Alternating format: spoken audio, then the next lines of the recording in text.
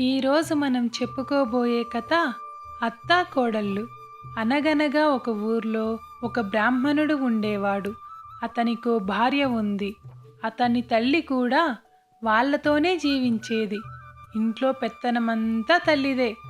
అత్తగారు కోడల్ని నానా బాధలు పెట్టేది. కడుపు నిండా అన్నం పెట్టేది కాదు. వాళ్ళ ఇంటి పెరట్లో ఒక కాకరకాయ చెట్టు ఉండేది.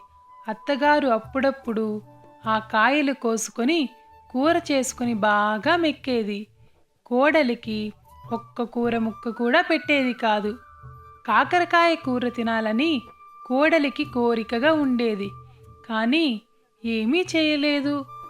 ఒక రోజున అత్తగారు కూతురిని చూద్దామని పక్క ఊరికి వెళ్ళింది. ఇదే సమయమని కోడలు కాకరకాయలు కోసుకొని చక్కగా కూర వండుకొని అన్నం తినడానికి కూర్చుంది. ఇంతలో అత్త వచ్చి తలుపు తట్టింది. పెద్ద సమస్య వచ్చి పడింది కోడలికి. ఆ వండిన అన్నము కూర బిందెలో పెట్టుకొని తలుపు తీసి బావి దగ్గరికి వెళుతున్నాను అని ఇంట్లో నుంచి బయటపడింది. ఆ బావి దగ్గరికి ఊర్లో వాళ్ళంతా నీళ్ళకు వచ్చారు.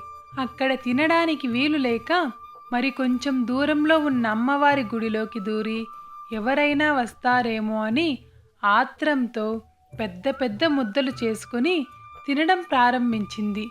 అలా తింటున్న కోడలిని గర్భగుడిలో ఉన్న అమ్మవారు చూసి ముక్కు మీద వేలు వేసుకుంది. కోడలు తినడం అయ్యాక లేచి బావికి వచ్చి నీళ్లు తోడుకొని ఇంటికి వెళ్ళిపోయింది. ఆ సాయంత్రం గుడి పూజారి గుడికి వచ్చి అమ్మవారు ముక్కు మీద వేలు వేసుకోవడం చూసి ఆశ్చర్యపోయాడు. వెంటనే రాజుగారితో ఈ సంగతి చెప్పాడు. రాజు పురోహితుల్ని పిలిపించాడు. ఇది గ్రామానికి అరిష్టం అన్నారు పురోహితులు. ఆ వేలు తీయించిన వారికి 1116 ఇస్తామని చాటించారు రాజుగారు. ఎంతో మంది ప్రయత్నించారు గాని అమ్మవారు మాత్రం వేలు తీయలేదు. నేను తీయిస్తాను అని కోడలు ఇంట్లో నుంచి బిందె తీసుకుని బయలుదేరింది. తిన్నగా గుడిలోకి వెళ్ళి తలుపు వేసి బిందె పైకెత్తి అమ్మవారితో మొగుడు చాటు పెళ్ళాలుంటారు, అత్తచాటు కోడళ్ళుంటారు.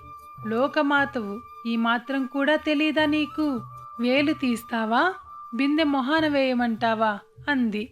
అమ్మవారు వేలు తీసేసింది. ఈవిడ శక్తికి ఊరి వారంతా ఆశ్చర్యపోయారు.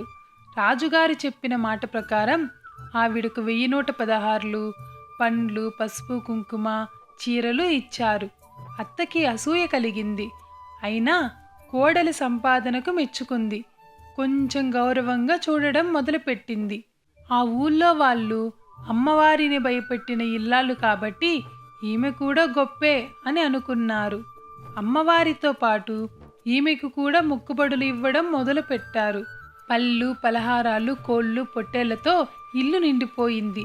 అత్తగారికి సంతోషంతో పాటు అసూయ, భయము కూడా కలిగాయి.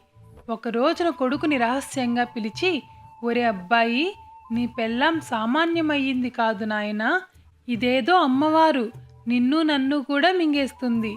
ఎలాగో ఒకలాగా దీన్ని పీడ వదిలించుకొని నువ్వు మళ్ళీ పెళ్లి చేసుకోరా అని అన్నది. ఎలా దీనిని వదిలించుకునేది అని అడిగాడు. ఒక ఉపాయం చెప్పింది తల్లి. ఆ రాత్రి భోజనాలు అయ్యాక బలవంతంగా కోడలి నోట్లో గుడ్డ కుక్కి ఓ చాపలో చుట్టి కట్టి వేసి తల్లి కొడుకులిద్దరూ శ్మశానానికి మోసుకుపోయారు. శ్మశానంలో ఒక చోట కట్లు పేర్చారు. ఇంతలో, నాయనా అగ్గిపెట్టి తెచ్చావా అంది తల్లి. లేదు అన్నాడు కొడుకు. నువ్విక్కడే ఉండు, నేను తెస్తాను అంది తల్లి. నేను ఉండలేను అన్నాడు కొడుకు. నేను కూడా ఉండలేను అంది తల్లి. ఇద్దరూ కలిసి వెళ్ళి అగ్గిపెట్టి తీసుకుని వద్దాము అని కోడలిని అక్కడే వదిలేసి ఇద్దరూ ఇంటికి వెళ్ళిపోయారు.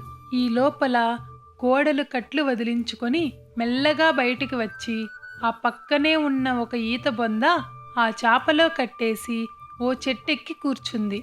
తల్లి కొడుకు వచ్చారు. ఆ చాప కట్టెల మీద పెట్టి నిప్పంటించి ఇక వదిలింది దీని పీడ అలా అనుకొని ఇంటికి వెళ్ళారు. ఆ రాత్రి ఆ ఊరి రాజుగారి ఇంట్లో దొంగలు పడి నగలు, ధనము దోచుకొని శ్మశానానికి వచ్చి ఒక చెట్టు కింద కూర్చొని లెక్క పెట్టుకుంటున్నారు.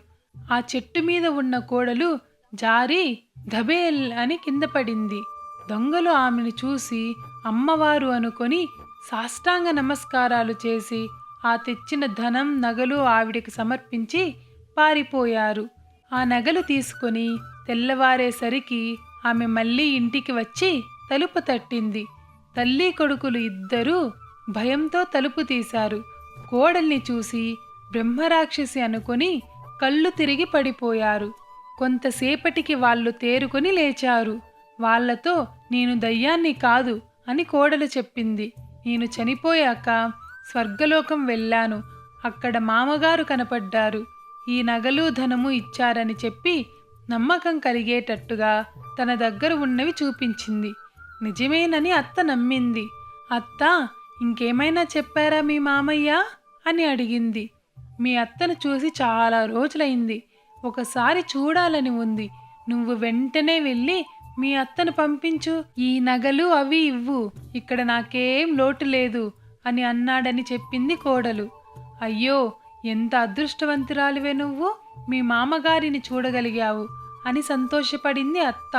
నన్ను కూడా ఈ రాత్రి చాపలో చుట్టి దహనం చెయ్యమని కొడుకును కోడల్ని బ్రతిమాలింది. మళ్ళీ త్వరగానే వచ్చేస్తానని మాట ఇచ్చింది. ఆ రాత్రి అత్తని చాపలో చుట్టి శ్మశానంలోకి తీసుకుని వెళ్ళి నిప్పు అంటించారు. తెల్లవారింది. ఏమే, మా అమ్మ రాలేదేం అన్నాడు బ్రాహ్మణుడు. వస్తారు, తొందరపడతారేం అంది భార్య. అలా 3 రోజులు గడిచాయి. అమ్మ రాలేదు. ఏమే, అమ్మ రాలేదు అని అన్నాడు. అయ్యో, చాలా రోజులకు వెళ్ళారు. కష్టసుఖాలు చెప్పుకోవాలి కదా మరి. అప్పుడే వదులుతారా మీ నాన్నగారు? వస్తారులే, ఏ నెలకో అంది భార్య. నెల గడిచింది. అమ్మ రాలేదు. 2 నెలలు గడిచాయి. అమ్మ రాలేదు.